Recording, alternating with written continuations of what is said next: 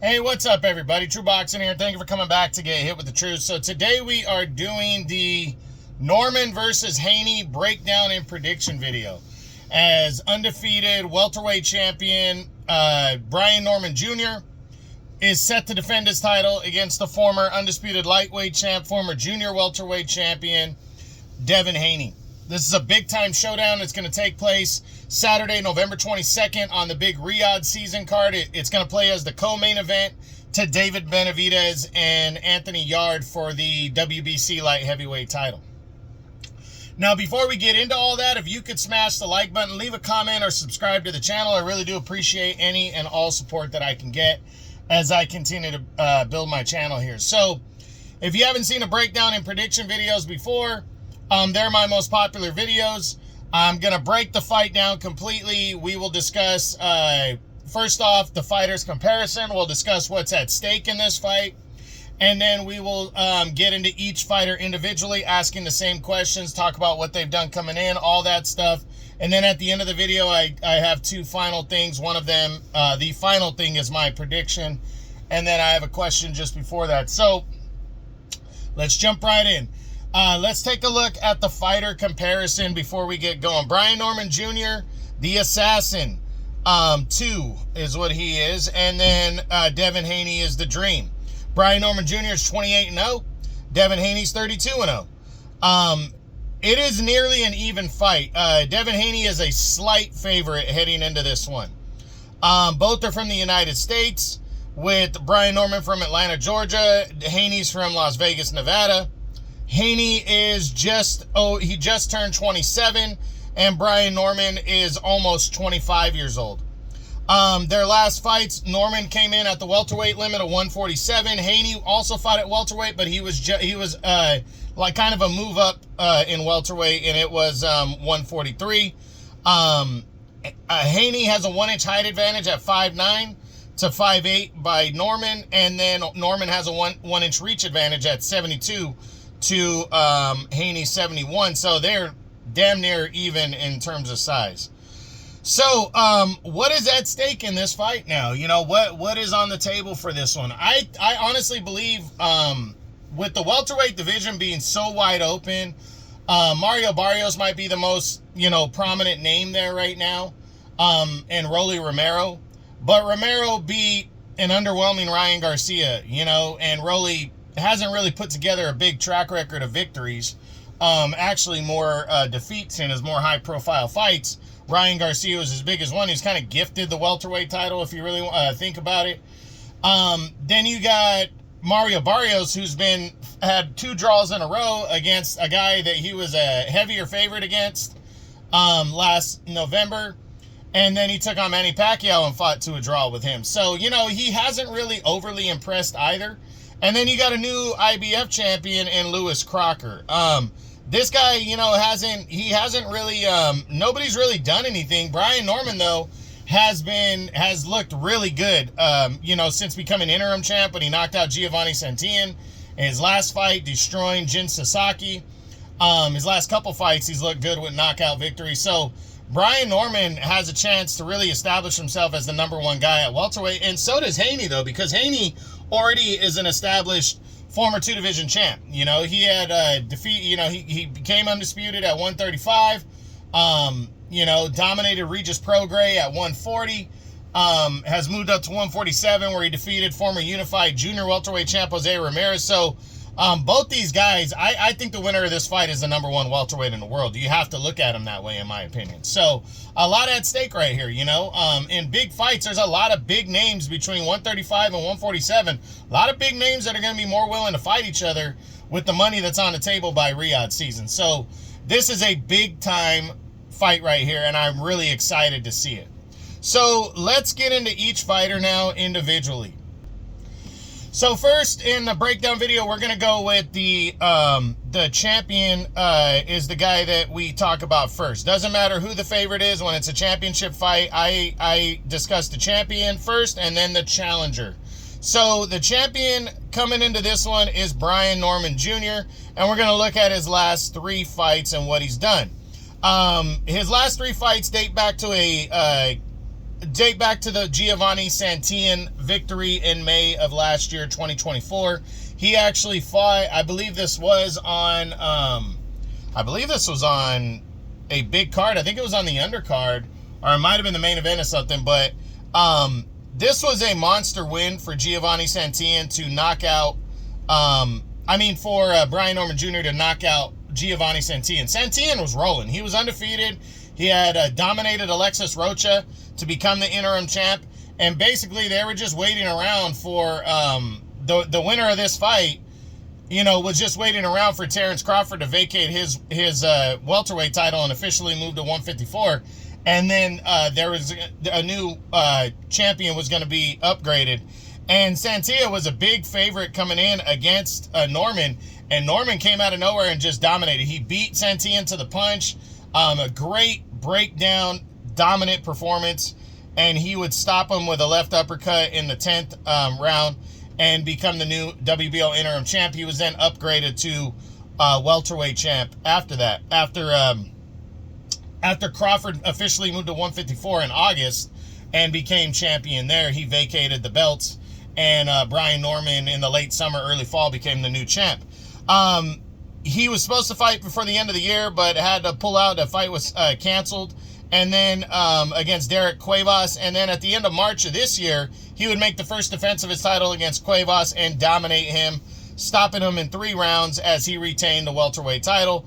Then in June, he returned to take on his mandatory challenger, Jin Sasaki, and dominated Sasaki with I think Sasaki was his mandatory. He dominated him, stopping him in 4 rounds of that fight as he retained his belt again. So, Brian Norman's hungry. He's ready. He's young. He's fired up, and he's very, very ready for this welterweight showdown coming in. This is the biggest fight of his career, and he's ready to rock and roll, in my opinion. So, now, what does Brian Norman Jr. need to do to win this fight against Devin Haney? I think the pressure is going to be a big deal. I think making Devin Haney, he cannot respect Devin Haney and his power or lack of power. He's got to go, in my opinion, he's got to go right at Haney and really test Haney's chin and test his stamina, in my opinion. Brian Norman has a good, hard work rate, and he needs to break Devin Haney's will, cut the ring off, and not let him breathe. But, box a little bit, but really come at Devin Haney, in my opinion. Put the pressure on and see if his speed matches Haney's, if Haney can handle the real power of a welterweight. That's what he needs to do. It's only Devin Haney's second welterweight fight, and his first was against a former junior welterweight champ in Jose Ramirez, who was also making his welterweight debut. So Haney has not fought an established welterweight as of yet, and Devin Haney needs to make him very uncomfortable. Brian Norman needs to make him very uncomfortable and go right after him. Can Brian Norman win this fight by knockout? We've seen Devin Haney get hurt in the past and stunned in the past. Brian Norman is a full welterweight, and I absolutely think he can hurt Devin Haney. So, yes, I think Brian Norman can win this fight by knockout. Can Brian Norman win a decision? I honestly think he can. Brian Norman's fast, he can box, and he's got power. So I do, and he's young. He's got that, work ethic and everything, that young work ethic. So I absolutely think he can win this fight by decision. It could be close because we know Devin Haney is a very good boxer and a counterpuncher, but I really do think he can win this fight by a decision. I do. So what's more likely for Brian Norman if he beats Devin Haney? Is it knockout or decision? I think it's roughly 50-50, but I think it probably favors a knockout a little bit more because, even though Devin Haney's never been knocked out, I think Brian Norman, because of his style, his aggressiveness, all that stuff, I see a knockout victory more in order than a decision, but it could go either way, to be honest. So what does a victory mean for Brian Norman Jr.? It means everything. That is the beginning of his superstar career right here. If he can defeat Devin Haney, if he can dominate Devin Haney, but any kind of win would be monstrous for Brian Norman because he becomes a known commodity, a known name after that. Right now, he's just viewed as an undefeated young fighter who happened to become a world champion and is hungry. but he hasn't really established that name yet, and this will establish the name. So a victory would be huge for Brian Norman. Now, what does a loss mean for Brian Norman?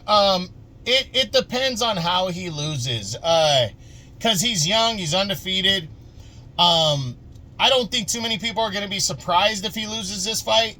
But how he loses, you know, if he looks bad, if he gets dominated, that's going to hurt him, I believe, because Devin Haney is a very good boxer, but he's also, again, only in his second fight at welterweight.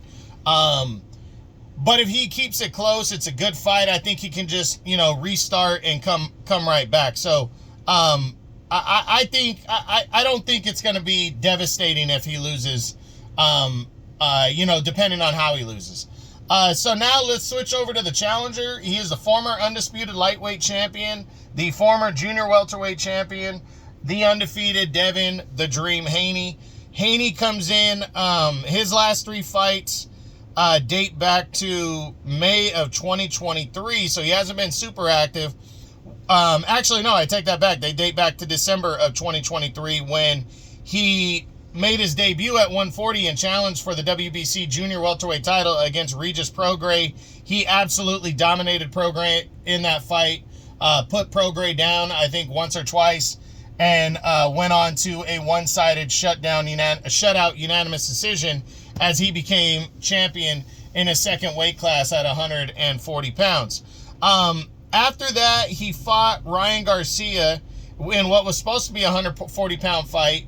Garcia came in overweight, so the title was only on the line for Haney, not Garcia, and Garcia would dominate, and in a good fight, though. Haney was in the fight, but he would get put down 3 times in this super fight and would lose a decision. But the fight, Ryan Garcia came back, tested positive for PED multiple times. The decision was overturned and declared a no contest, giving Devin Haney his undefeated record back. Haney flirted. He took over a year off. That really damaged him. It damaged him, according to his father. You know, blah blah blah blah blah. He wasn't interested in a mandatory fight against Sandor Martin. He didn't feel it was enough money. And then eventually he would give up the WBC title and move to 147 in his last bout, where he debuted after a 13-month layoff at welterweight and took on former unified junior welterweight champ Jose Ramirez. And he would dominate Ramirez, but it was a very underwhelming performance as he got a 12-round unanimous decision in his welterweight debut. So coming into this one, you know, Haney has a lot to prove. I do think he's hungry. I don't think he would have taken on Brian Norman Jr. if he didn't feel he could beat him. But it is a tall order to ask, especially after only 1 fight at welterweight and the way his confidence clearly got rocked in the Ryan Garcia fight. So, excuse me, we're going to see what he has, how hungry he is. I do think he is a very sensitive person that questions his ability a lot, and I think he's definitely has some doubts about how good he really is heading into this one, but we'll see. Maybe he's shaking it off. We'll see what happens. So what does Devin Haney need to do to win this fight? Haney needs to be in fantastic shape, ready to go 12 hard rounds. I don't think Brian Norman's going to let him breathe. He needs to hope that Brian Norman just wants to turn it into a slugfest and doesn't box his way in and throw a lot of combinations. And he needs to counterpunch. He needs to pick his punches wisely early and break down Brian Norman, hit him to the body, force Brian Norman into a hard 12-round fight, and just box and land a lot of great counter shots. If he can do that, I think that's his path to victory right there. So, can Devin Haney win this fight by knockout? I don't think so. Devin Haney just doesn't fight with power, you know. He doesn't sit down on his punches. He'd rather get out of harm's way instead of take that little extra fraction of a second to sit down on a punch. And it hurts him, but he wins, you know. So I don't think he's going to take very much risk to get hit in this fight if he doesn't have to. So that means I don't think he's going to win this fight by knockout, or he can win this fight by knockout. But I mean, you know, you never know if he could bust up Brian Norman's body and kind of break him down and stop him in the late rounds. That's the only way I think he could potentially win this fight by a knockout. Can he win a decision? I think that's the most, you know, I think he can win a decision in this one. If he can hold off Brian Norman for the entire fight and counterpunch, I think he can win by a decision. So I kind of answered the question already, but what's more likely, a knockout or a decision? I think a decision is way more likely for Devin Haney if he's victorious and can capture the welterweight title. So now, what does a victory mean for Devin Haney in this fight? Depending on how he wins, I think it officially shakes off the doubt and shakes off the Ryan Garcia fight like across the board. Devin Haney, for whatever reason, is a very emotional, sensitive person and fighter, and you know, he can't really seem to handle criticism all too well. And after the Ryan Garcia fight, the way he kind of got embarrassed in the fight itself, and the way he just defended certain things across the board, it really hurt his and to me it really hurt his bravado of being a dominant fighter, you know. And he can get that back, but he needs to get that back with a strong performance in this one. So a victory means a lot. He becomes a 3-division world champion, so it is a big deal. And he sits atop the welterweight division, so a win means a lot. It's not the biggest fight of his career, but it's definitely can keep him in that serious big fight mix. Now, what does a loss mean for Devin Haney? It would depend on how he loses, but honestly, I think any kind of loss is going to be devastating to Devin Haney, just because we know what kind of attitude and what kind of mentality the guy has, that he's, I'm going to say it, he's weak-minded. He really is. He's a weak-minded person. I'm not going to say he's a weak-minded fighter, because he does fight hard, even in the fight that I thought he lost against Vasily Lomachenko. He fought hard as he could in that fight, and he fought hard against Ryan Garcia. So he definitely will fight, but I just think he's a very sensitive, weak-minded type person, you know, in between fights. He can't handle criticism. He gets very defensive and, you know, very childish, to be honest. But we'll see. You know, we'll see how it were to work out, but I think a loss really devastates him. So now, final 2 things we're going to say. First, is it better for boxing if Brian Norman Jr. wins this fight, or is it better for boxing if Devin Haney wins this fight? I really think that's close to 50-50 because you know, Brian Norman, to get another undefeated American fighter with his style, it's going to be flashy and people are going to be into it. But people already know Devin Haney, and he's established. And whether you like Devin Haney or you hate Devin Haney, he's established already, and you know him, and he's an undefeated fighter. So I think it's close to 50-50, but to be honest, I think it's better for boxing if Brian Norman wins. Devin Haney is not well liked, and his style is not well liked. That's part of why people don't like him, a big reason. But Brian Norman Jr.'s style is fun. It's fun to watch. It's exciting, and he can be the next big star. So yeah, I think it's better for boxing if Brian Norman wins, to be honest. So final prediction. Who do I think is going to win this fight between Brian Norman Jr. and Devin Haney? When the fight first got made, I said, ooh, that's dangerous. Because Devin Haney, you know, he's never fought a real welterweight. And I just went and looked at his resume, right? And not one of his big victories have come against a young, undefeated, hard-hitting fighter. He's fought some hard hitters, none of them young. And all of the guys that he has beat, if you go back and look at his resume, they're either not big punchers or they were older fighters by like 10 plus years on Devin Haney. You know, and if they weren't older fighters, they were guys with not a lot of pop. George Kambosos, not a lot of pop there. Joseph Diaz, you know, no pop, and an older kind of washed fighter at that time. Yuriorkis Gamboa was an older washed fighter. Then Vasily Lomachenko, I still feel he lost that fight. Lomachenko was significantly smaller, could hit, and I felt Lomachenko beat up Devin Haney in that fight. Regis Prograis, older, slow, you know, power puncher, probably him and Ryan Garcia, probably the two hardest hitters that he's ever fought, but older fighter. Jorge Linares was, I think, 10 years older than Devin Haney when they fought. And Jose Ramirez, older and wasn't a huge power puncher at 140. So Devin Haney has not faced the big-time power guy who's young and fast. He hasn't faced that yet. I think Devin Haney's in for an ass beating in this fight. I'm calling it right now. Would I be surprised if Devin Haney could turn him back and score a solid decision victory here? Absolutely not. Devin Haney's a really good fighter. So if he was, he might be able to fill out this weight. Sometimes your first fight at welterweight is a little sluggish, like the Jose Ramirez fight. You don't look great when you move up to the new weight class. The second fight is always the better performance because you filled out the weight and you're ready to go now. You've already cut down to that weight once and packed on the extra weight that you needed to pack on in order to make it go, and now you can perfect it the second time around. Well, this is his second fight. He needs to be in shape. He needs to be ready to go.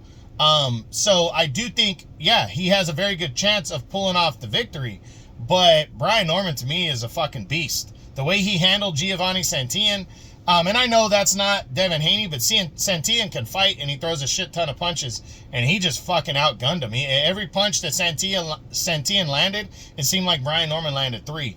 And he's relentless. He keeps coming at you. And I think that's what's going to happen here. I don't think Devin Haney's going to handle the power well. I think he does have doubts from the Ryan Garcia fight still. That's why he took such a long time off. And that's why, in my opinion, that's partly why he didn't look that great against Jose Ramirez.